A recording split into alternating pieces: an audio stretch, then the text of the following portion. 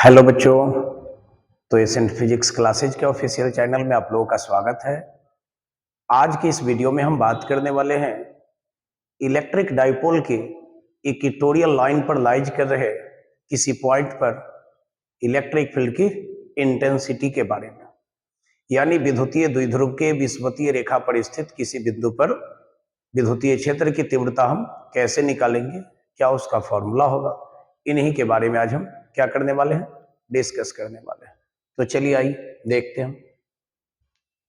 तो टॉपिक तो मेरा हो जाएगा electric field intensity at a point lies on the equatorial line of dipole. Clear है टॉपिक। तो सबसे पहले हम क्या करेंगे, अब देख लीजिए, फिगर को समझेंगे। मान लेंगे कि ए बी हमारा क्या है, इलेक्ट्रिक डाइपोल है। ए बी क्या मान लेंगे, इलेक्ट्रिक डाइपोल, क्योंकि पॉइंट ए पर चार्ज रखा है प्लस क्यू और बी पर चार्ज रखा क्या है, माइनस क्यू। डाइपोल का जो डाइपोल लेंथ होगा उसको हम क्या मान लेंगे, 2a मान लेंगे। डाइपोल का डाइपोल लेंथ क्या मान लेंगे हम, 2a। देखिए, तो सबसे पहले तो ये समझ लेते हैं कि इक्वेटोरियल लाइन क्या होता है, जिसको मैंने पहले भी डिस्कस कर चुका है। तो डाइपोल के सेंटर से जो लाइन पास करता है और डाइपोल लेंथ के जो परपेंडिकुलर होता है उसी को हम लोग क्या कहते हैं, इक्वेटोरियल लाइन। तो देखिए, ये जो लाइन हमने दिखाया है ओपी, ये हमारा क्या होगा, इक्वेटोरियल लाइन होगा।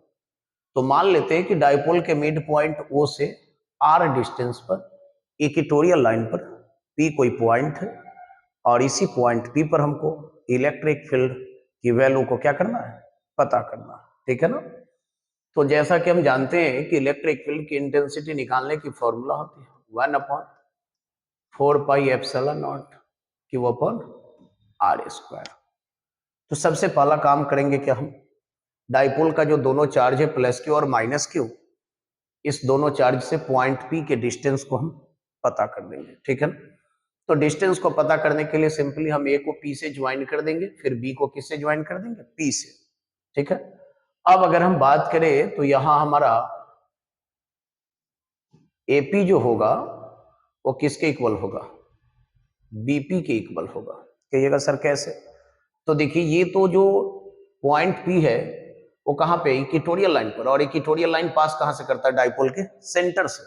तो सीधी सी बात है कि जब सेंटर से पास कर रहा है तो कहीं ना कहीं ये जो हमारा ओ ए है वो किसके इक्वल है, ओ बी के इक्वल है, जो कि ए और ए के इक्वल हम मान लेंगे क्योंकि डाइपोल लेंथ 2l ही है। ठीक है ना। तो सिंपल सी बात है कि अब प्लस की और माइनस की चार्ज से भी पॉइंट पी का जो डिस्टेंस होगा वो डिस्टेंस भी हमारा क्या रहेगा, सेम रहेगा। तो एपी और बीपी की वैल्यू क्या होंगी, कैसे निकालेंगे हम, इसको देख लीजिए। तो अगर हम बात करें तो कहीं ना कहीं हमारा दो राइट एंगल ट्रायंगल बन रहा है, एक ए ओ पी और दूसरा राइट एंगल ट्रायंगल क्या हो जाएगा, बी ओ पी। तो इस दोनों ट्रायंगल की बात करें अगर हम, तो इसमें दोनों ट्रायंगल का हमको परपेंडिकुलर और बेस क्या है मालूम है, जो कि सेम है दोनों ट्रायंगल का। तो सीधी सी बात है कि हाइपोटेनस जब हम निकालेंगे तो रूट अंडर क्या हो जाएगा, P square plus B square. तो इसीलिए मैंने फिगर में यहाँ पे दिखाया है कि एपी और बीपी दोनों जो है हमारा किसके इक्वल है, root under R square plus ए स्क्वायर के। ठीक है ना। तो दोनों चार्ज से पॉइंट पी का डिस्टेंस क्या है उसको मैंने पता कर लिया। अब सबसे पहले क्या करेंगे कि डाइपोल के चार्ज प्लस क्यू के कारण पॉइंट पी पर फील्ड की इंटेंसिटी निकालेंगे, फिर माइनस क्यू के कारण निकालेंगे, दोनों की डायरेक्शन को पता करेंगे और फिर रिजल्टेंट कैसे निकालना है उस पर हम क्या करेंगे, डिस्कस करेंगे। ठीक है ना। तो चलिए आइए देखते हैं हम। Now electric field intensity at point P due to charge plus Q of dipole, dipole के चार्ज प्लस क्यू के कारण। तो प्लस क्यू के कारण जो इलेक्ट्रिक फील्ड की इंटेंसिटी होगी इसको हम लोग E1 से अगर डिनोट कर ले तो E1 इज इक्वल टू क्या लिखेंगे, 1/4πε0 क्यू अपॉन आर स्क्वायर होती है फॉर्मूला। तो क्या लिखेंगे हम, एपी का स्क्वायर। ठीक है ना। और देखें E1 की वैल्यू कितना हो जाएंगे, 1/4πε0 क्यू अपॉन एपी का वैल्यू जब पुट कर देंगे हम तो आर स्क्वायर प्लस ए स्क्वायर का क्या लिखना होगा आपको, होल स्क्वायर। और देखिए E1 की फाइनल वैल्यू अब क्या हो जाएंगे, 1/4π epsilon not Q upon are square plus A square. क्योंकि जब स्क्वायरिंग कर देंगे तो रूट यहां से क्या हो जाएगा, हट जाएगा। तो चलिए अब आइए देखते हैं E1 की डायरेक्शन क्या होगी। तो आप पढ़ चुके हैं कि जब पॉजिटिव चार्ज इलेक्ट्रिक फील्ड को प्रोड्यूस करता है तो उस इलेक्ट्रिक फील्ड की डायरेक्शन पॉजिटिव चार्ज से क्या होती है, दूर होती है। दैट मीन्स कहीं ना कहीं ए से पी को ज्वाइन करने वाला जो लाइन है, इसी लाइन पर इलेक्ट्रिक फील्ड E1 की डायरेक्शन कहाँ होगी, आगे की ओर। तो इसीलिए मैंने E1 को यहाँ पे क्या किया है, रिप्रेजेंट किया। ठीक है ना। तो देख लीजिए, अगर हम E1 की डायरेक्शन लिखना चाहें तो अलाउंग क्या लिख सकते हैं, एपी। क्या लिख सकते हैं हम, अलोंग एपी। मतलब E1 की डायरेक्शन ए से किधर रहेंगे, पी की ओर। ठीक है। अगर हम बात करें फिर इसी प्रकार से कि पॉइंट बी पर जो डाइपोल का निगेटिव चार्ज है, माइनस क्यू चार्ज, इसके कारण पॉइंट पी पर अगर हम इलेक्ट्रिक फील्ड की इंटेंसिटी को निकालें तो क्या लिख सकते हैं, देख लीजिए आप। E2 इज इक्वल टू क्या लिखेंगे फिर, 1/4 pi epsilon not Q upon क्या लिख सकते हैं, बीपी का स्क्वायर। ठीक है ना। और देखिए अगर हम बात करें तो E2 की फाइनल वैल्यू कितना हो जाएंगे, 1/4 pi epsilon not Q upon BP की वैल्यू भी उतना ही था जितना एपी का था, तो root under R square plus ए स्क्वायर होल स्क्वायर। ठीक है। और E2 की वैल्यू फाइनली हम क्या लिख सकते हैं, देख लीजिए, 1/4 pi epsilon not Q upon are square plus A square. अब डायरेक्शन की बात कर लेते हैं। देखिए, तो निगेटिव चार्ज के कारण जो इलेक्ट्रिक फील्ड होती है उसकी डायरेक्शन किधर होती है, टुवार्ड्स द निगेटिव चार्ज, यानी ऋण आवेश की ओर होती है। यानी सिंपल सी बात है कि E2 की जो डायरेक्शन होगी वो कहीं ना कहीं पॉइंट पी से किधर होगी, बी की ओर। यानी हम क्या लिखेंगे इसका direction, along PB, along PB. ठीक है ना। तो चलिए अब फिगर में जो ये बचा हुआ पार्ट था अब इसको हम समझेंगे। तो यहाँ पे फिगर में मैंने दिखाया कि ये एंगल थीटा है और ये एंगल थीटा। तो मान लीजिए कि जब ये दोनों एंगल थीटा है हमारा, तो ये दोनों का जो सम होगा कहीं ना कहीं ट्रायंगल का जो एक्सटीरियर एंगल ये वाला है इसके इक्वल होगा, क्योंकि ये दोनों इंटीरियर एंगल का सम तीसरे एक्सटीरियर एंगल के क्या हो जाएगा, इक्वल। तो यहाँ पे मैंने थीटा दिखाया था, यहाँ थीटा, इसीलिए यहाँ हम E1 और E2 के बीच का एंगल जो है वो कितना दिखाया है, 2 थीटा।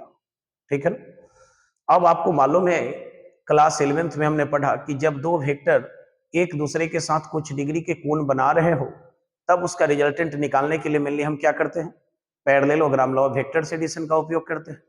तो यहाँ पे भी अगर हम चाहे तो रिजल्टेंट इलेक्ट्रिक फील्ड को आसानी से parallelogram law of vectors addition का उपयोग करके क्या कर सकते हैं, कैलकुलेट कर सकते हैं। क्योंकि हम देख रहे हैं कि E1 और E2 दोनों एक दूसरे के साथ कितना डिग्री के एंगल पर इंक्लाइन है, 2 थीटा डिग्री के एंगल पर। ठीक है ना। तो देखिए इसीलिए इसको मैंने डॉट डॉट से ज्वाइन करके एक पैरेललोग्राम बना दिया। ठीक है ना। अब रिजल्टेंट किसके द्वारा रिप्रेजेंट होगा, तो पैरेललोग्राम लॉ में आप पढ़े हैं क्या होता है, दो वेक्टर जो कि पैरेललोग्राम के दो साइड द्वारा रिप्रेजेंट होता है उसका रिजल्टेंट पैरेललोग्राम के उस डायगोनल के द्वारा रिप्रेजेंट होता है जो डायगोनल दोनों वेक्टर के कॉमन पॉइंट से खींचे जाते हैं। तो देखिए ये हमारा पैरेललोग्राम का डायगोनल हो जाएगा जो कि दोनों वेक्टर के कॉमन पॉइंट से खींचाएगा, क्योंकि E1 यहां से ड्रॉ किया गया है और E2 भी कहां से, पॉइंट पी से। तो पॉइंट पी से हमने ये एक डायगोनल दिखा दिया और यही डायगोनल हमारा रिजल्टेंट इलेक्ट्रिक फील्ड को क्या करेगा, रिप्रेजेंट करेगा। तो अब हम parallelogram law of vectors addition का यूज करेंगे और क्या करेंगे, रिजल्टेंट इलेक्ट्रिक फील्ड की वैल्यू को पॉइंट पी पर कैलकुलेट कर लेंगे। ठीक है ना। तो देखेंगे parallelogram law of vectors addition के अकॉर्डिंग हम जब रिजल्टेंट इलेक्ट्रिक फील्ड लिखेंगे तो क्या होगा, पॉइंट पी पर E इज इक्वल टू क्या हो जाएंगे, रूट अंडर E1 का स्क्वायर प्लस E2 का square plus 2E1 E2 cos theta, यानी कॉस क्या लिखेंगे हम, 2 थीटा लिखेंगे। ठीक है ना। क्योंकि हमने पढ़ा है क्लास 11th में R is equal to root under P square plus Q square plus 2PQ cos theta. ठीक है। तो यहाँ पे रिजल्टेंट इलेक्ट्रिक फील्ड थी इसलिए हम लोग ई से भी नोट किए हैं, P की जगह हम E1 और Q की जगह क्या लिखे हैं, E2। थीटा की वैल्यू 2 थीटा था इसलिए मैंने क्या लिख दिया, 2 थीटा। ठीक है।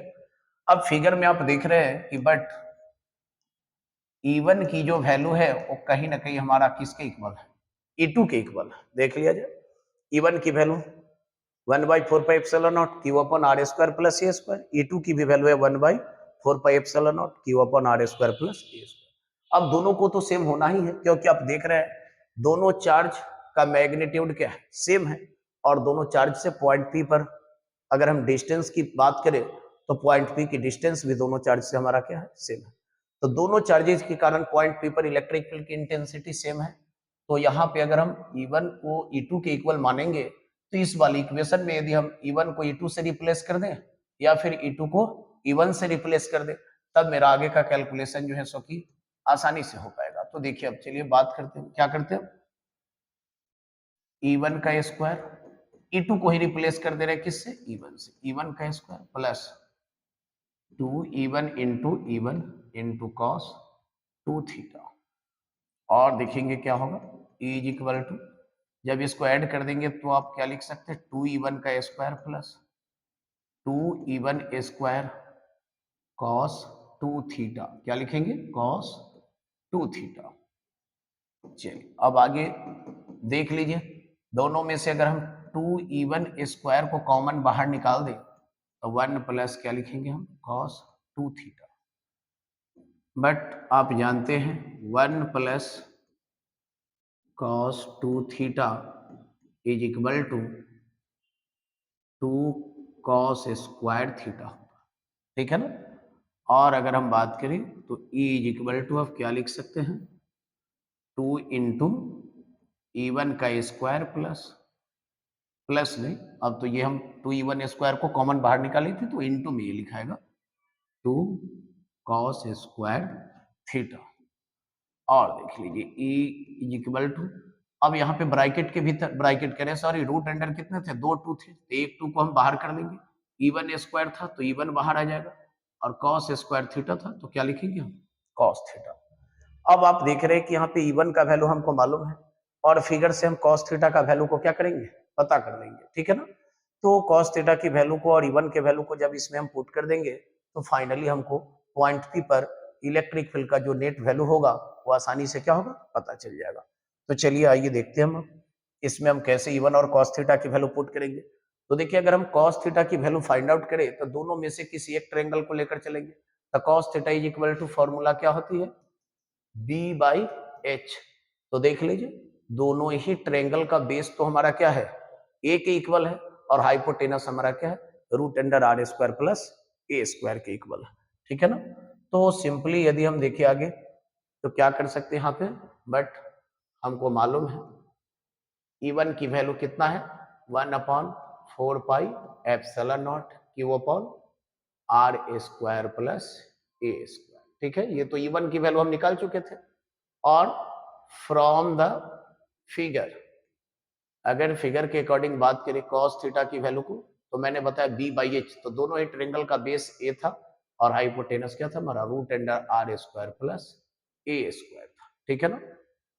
अगर इसी को हम चाहे तो अब A/r² प्लस ए स्क्वायर का होल पावर क्या लिख सकते हैं, 1/2 लिख सकते हैं, रूट हटा देंगे तो पावर 1/2 चढ़ा सकते हैं। और इलेक्ट्रिक फील्ड की नेट वैल्यू हमारे पास क्या था, याद कीजिए इससे पहले, यहाँ पे देख लेंगे 2E1 cos थीटा, तो E1 और cos थीटा की वैल्यू इसमें अब हम क्या करेंगे, पुट कर देंगे। तो देखिए 2 की जगह 2 रहेगा, E1 की जगह 1, 4πε0 Q/r² plus a square, cos theta की वैल्यू को रखेंगे A/r² प्लस a स्क्वायर का होल पावर क्या हो जाएगा, 1/2 हो जाएगा। और देखेंगे E इज इक्वल टू, चाहे तो अब क्या लिख सकते हैं हम, 1/4πε0 Q/r² प्लस a स्क्वायर का होल पावर 3/2। क्योंकि यहाँ देखिए पावर क्या है 1, तो दोनों का बेस सेम है तो गुना में पावर को क्या करेंगे हम, जोड़ देंगे, तो 1 प्लस 1/2 हमारा क्या हो जाएगा, 3/2।